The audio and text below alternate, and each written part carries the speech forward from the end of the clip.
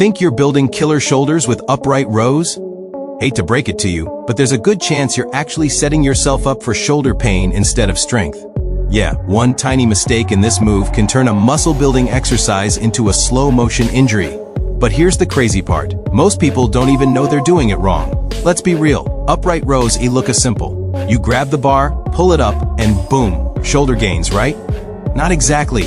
I see it all the time in gyms. People yanking the bar up like they're starting a lawnmower, elbows flaring way too high, shoulders scrunching up to their ears, and wrists bending at weird angles. They're focused on how high they can lift the bar instead of how they're lifting it.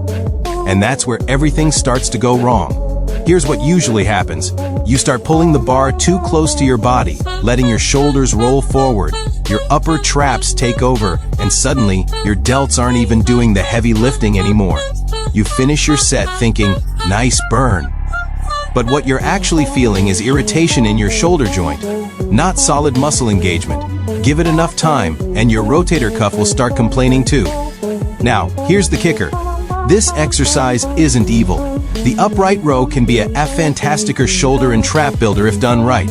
It's just incredibly easy to mess up. And the difference between doing it right and wrecking your shoulders? It's smaller than you think.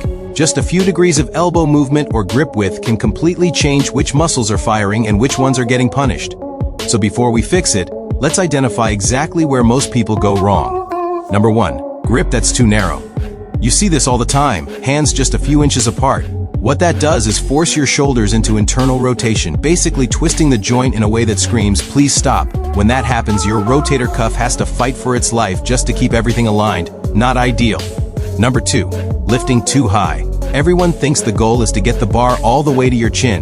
Nope. The truth is, once your elbows go above shoulder height, you've lost mechanical advantage and thrown your shoulder joint into a risky position. The muscle tension shifts away from your delts, and the smaller stabilizers have to do damage control.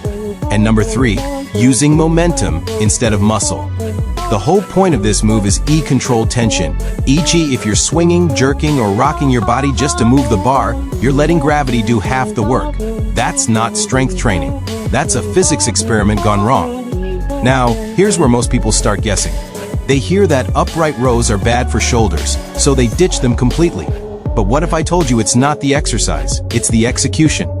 Imagine this. Instead of thinking pull the bar straight up, what if you thought raise your elbows out and up while keeping space between your shoulders and ears? Feels different, right? You're suddenly moving with intention, not ego. Here's a little mental trick I give my clients. Pretend your elbows are leading the way, not your hands. The hands are just hooks. When your elbows drive up first, your shoulders stay in a much safer position, and you actually start targeting the deltoids like you're supposed to. You might be thinking, okay, but how do I know if I'm still going too high? Simple. Watch where your elbows stop. If they're level with your shoulders, that's your sweet spot. Go higher than that, and you're just begging for joint irritation. And here's another subtle but powerful adjustment, your grip. Go a little wider than shoulder width. That extra space instantly gives your shoulders breathing room. Try it right now. Grab an imaginary bar and slowly pull it up with a wider grip. Feel how your shoulders glide smoothly instead of pinching? That's what we're after. We haven't even touched the real magic yet, the perfect setup, the exact bar path, and how to engage your core so your posture stays solid throughout the lift. We'll get there. But for now, just remember this. If your upright row feels more like a shrug, you're not building strength. You're training bad habits. So here's your first challenge. Next time you pick up a bar, stop before the first rep. Ask yourself, are my elbows leading? Are my shoulders relaxed? Is my grip giving me space? Nail those 3 checkpoints, and you've already done better than 90% of people in the gym. You'll feel the difference, instantly. Not that sharp, pinching pain, but a smooth, controlled pull that hits the shoulders exactly where you want it. That's your first glimpse of how powerful this movement can be when you respect the form. Ready for the next level? In the next section, we'll break down how to set up your stance, align your body, and move with precision. So every rep builds strength, not strain. Alright, now that you know what inate to do, let's get your body locked into the perfect position before the first rep even happens. Because here's the truth, if your setup is off by even a few inches, the entire movement chain falls apart. Think of your setup like the foundation of a skyscraper. If it's crooked at the base, it doesn't matter how fancy the top looks, it's going to collapse eventually. Start by planting your feet shoulder width apart. Feel the floor under you. Don't just stand there, erude yourself into it. Slight bend in your knees, soft hips, chest tall but not puffed out like a superhero trying too hard. You want to feel balanced, grounded, and ready to move with control. Now grab your barbell or dumbbells.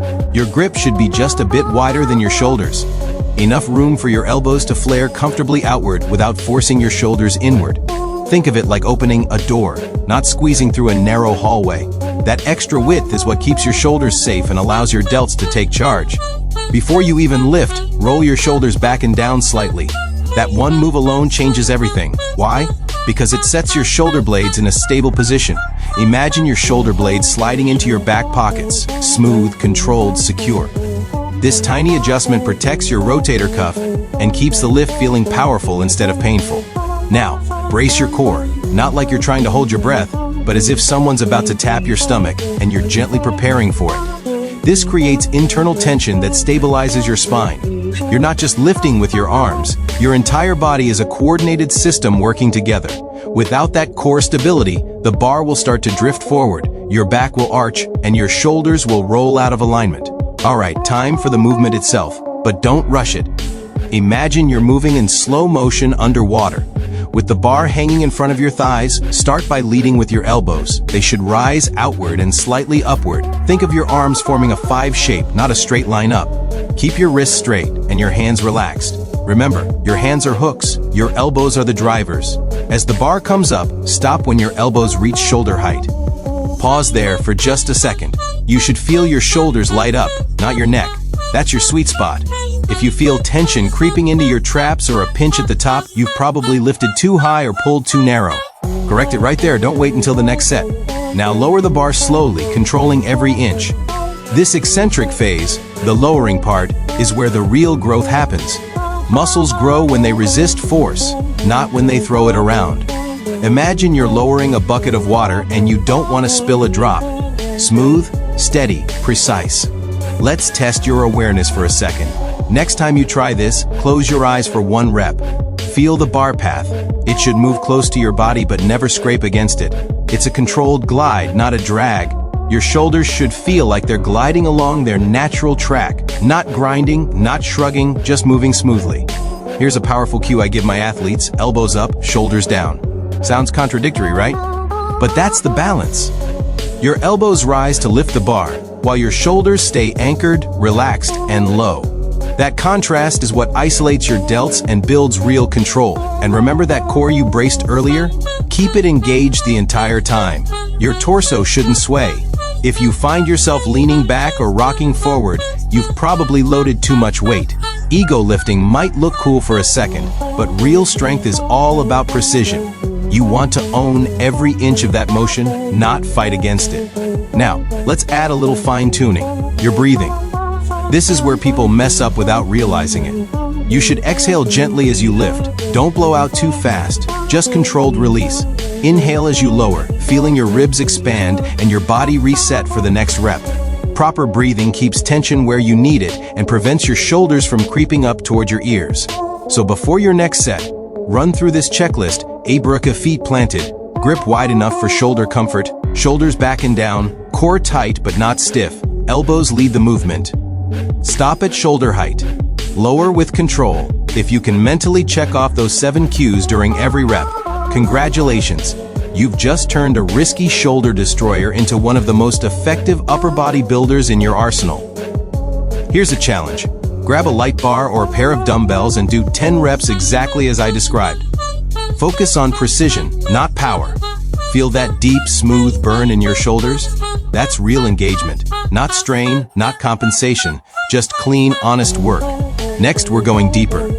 You've mastered the foundation, but now it's time for the upgrades, advanced tweaks, grip variations, and form refinements that can completely transform your upright rows from good to elite. Ready? Let's take it up a level. Here's where we dial it in for that next level control. Once you've nailed the basic form, start experimenting with slight grip variations to fine-tune muscle activation. Try moving your hands just a touch wider. Notice how it shifts tension from the traps down into the side delts? That's your shoulder sculpting zone. Prefer dumbbells? Great. They let each arm move independently, reducing joint stress and forcing both sides to work evenly.